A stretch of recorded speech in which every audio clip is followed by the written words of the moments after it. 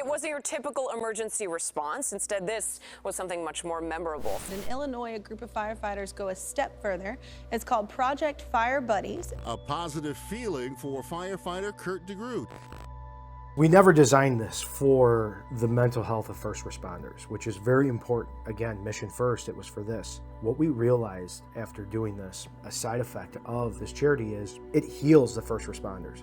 We're firefighters, we're obnoxious. And it's a great thing, you know, but it's how do we be obnoxious in a positive way? So when we turn those lights and sirens on, when we're pulling up to a house, be loud and proud, because we want everybody in the town, when those lights and sirens come on, for an emergency call or anything, everybody comes out. Everybody wants to see what's going on. Well, everybody's coming out and they want to see what's going on because we're honoring the true hero in the neighborhood, and that's that child. And I want everybody to stop what they're doing to look at that child, because that's the hero. It's not us, it's not the people coming off the rigs, it's these kids. And if we can honor them in any way, we're gonna do it. And how do we do it?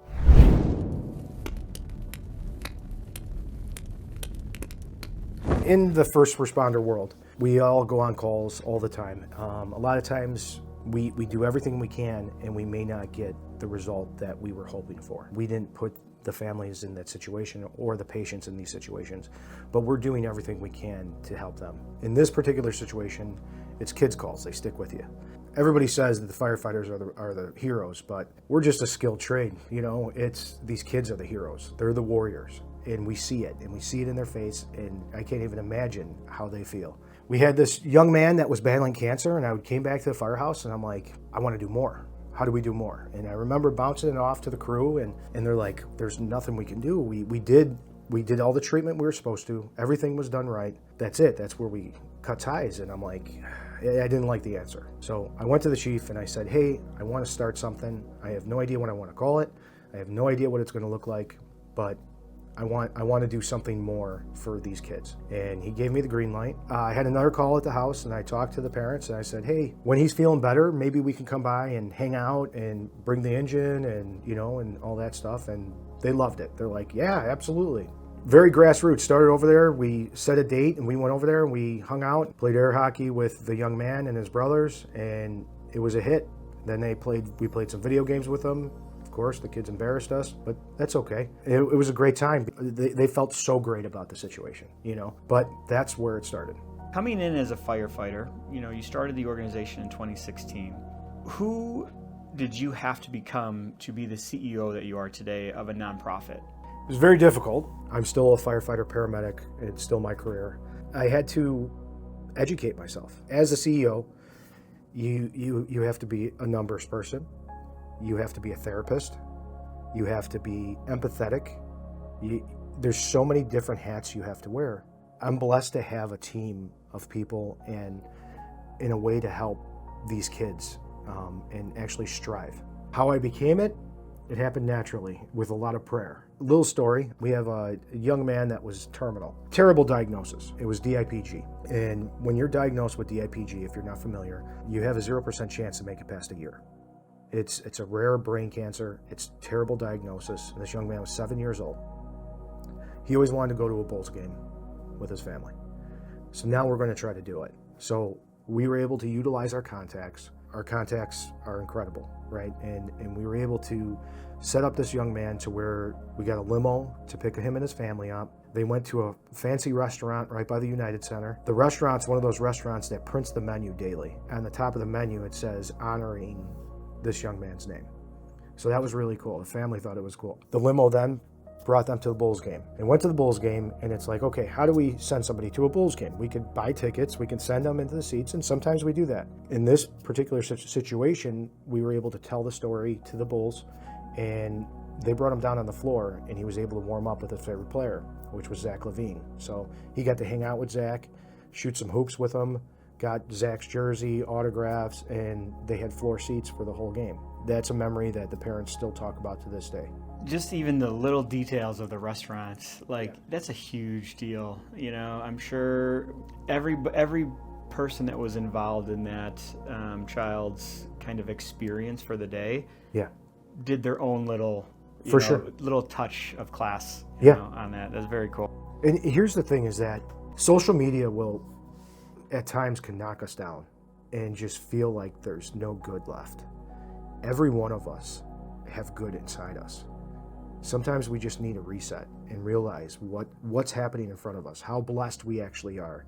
And what I've seen is if I can tell a story about any of our fire buddies and explain to somebody what's going on in their life, they take a step back and they're like, I can do this, I can do that. And all of a sudden these things start happening. And all of these people feel good because it feels good to do good. I mean, and it's a great thing.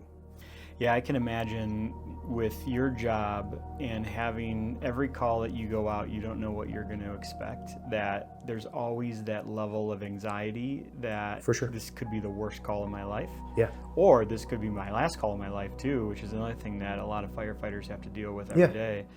And going out on a call where it's going to be joy, amazing feelings, and all of that is just probably a breath of fresh air. For sure. I can imagine. And what we found out and what I hear from different chapters is they're looking forward to these things. Like they're so excited about it. And it sounds terrible, you know, when I call a new chapter and I'm like, hey, you guys got a fire buddy.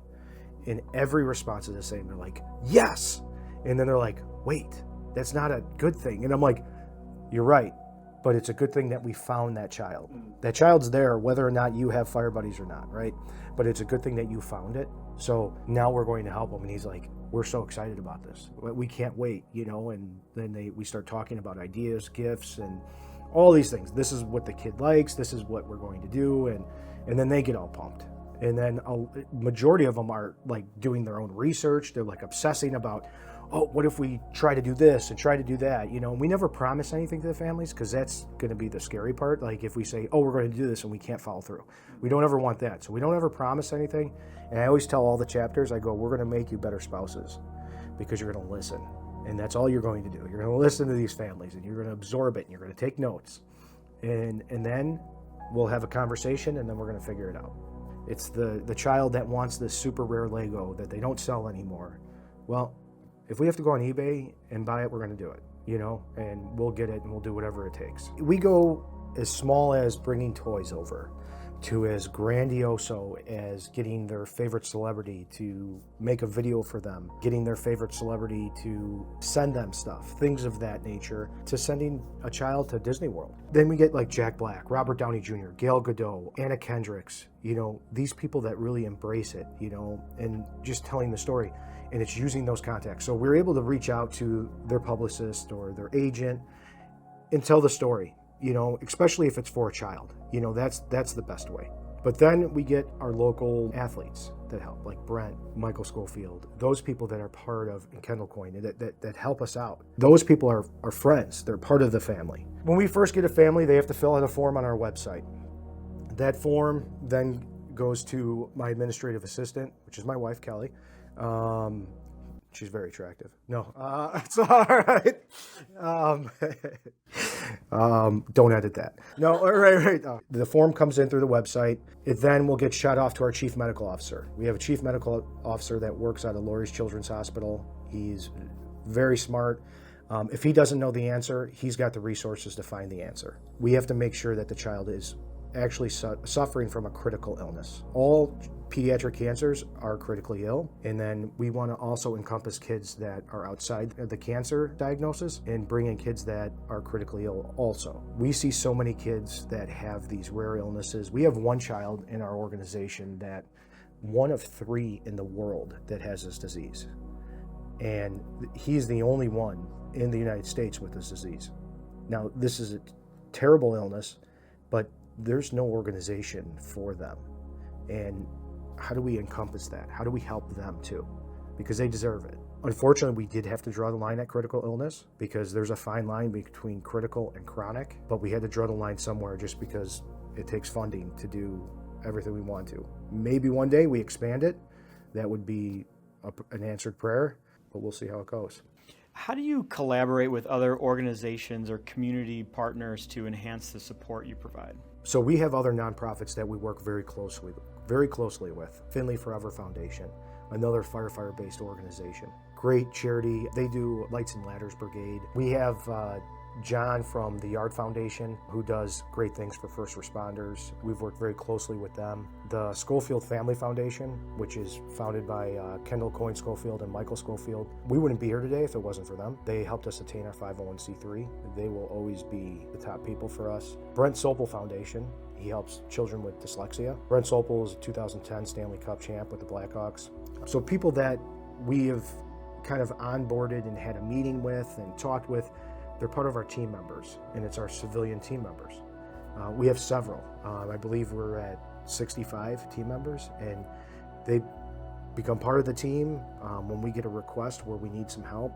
You know, it could be as small as just selling swag at a special event or talking about the organization. Because I think talking goes a lot further than me just putting words on a social media post. That human interaction really drives things up. And, you know, a lot of people, when they think of starting a nonprofit, they sometimes at the very beginning, they start to think like, oh, we don't want to make a lot of money. We don't want to raise a lot of money because nonprofits are not supposed to make money. But when you get down the road, you realize like you have to start making more money because you want to provide a bigger impact.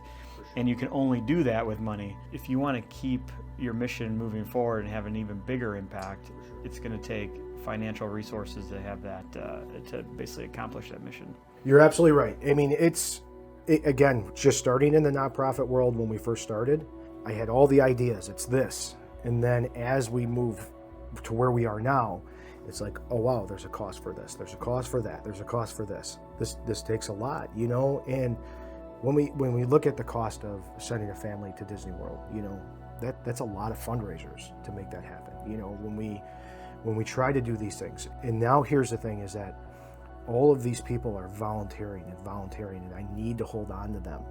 How do you attain that? So the IRS says if you can be 60% to the mission and 40% to the other two, you're a gold standard. In our minds, it's not that. We shoot for a much better percentage. I am very proud to say that this last year, the tax season, we were 96% to the mission and 4% to the other two, which is huge. That's awesome. That means every dollar somebody gives, 96 cents of that dollar is going to the mission. As the CEO of Fire Buddies, what did you wish you knew back then that you know now that helped you continue to grow the organization 550% plus? Don't control everything. That's probably my number one thing. I tend to, because it's so near and dear to my heart, that I hold on to it too tight. At the very beginning, I was doing that, and I was trying to do every job under the sun.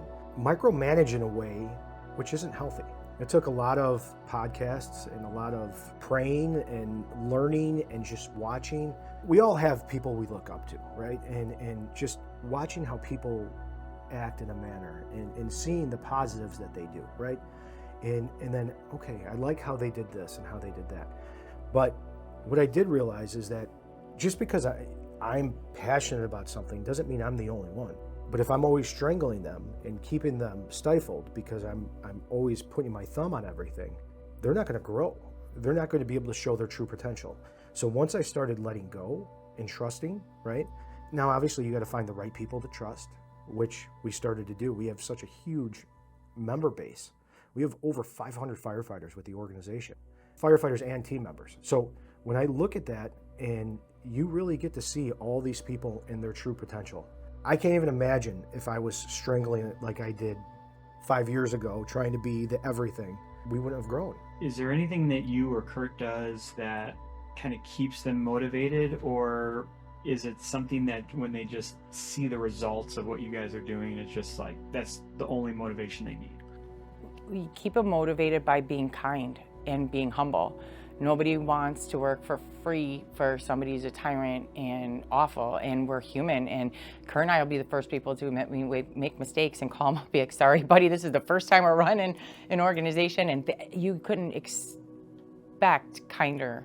Like, it is just the way that they, it bounces back. Humility bounces back humility. Kindness bounces back kindness. That's one thing. The second thing is we can't even take credit for is when they go out on their calls and they see the fruits of their labor and their volunteering and what they're doing to volunteer and make other people's life better. That's what motivates them more than anything, and we have nothing to do with that.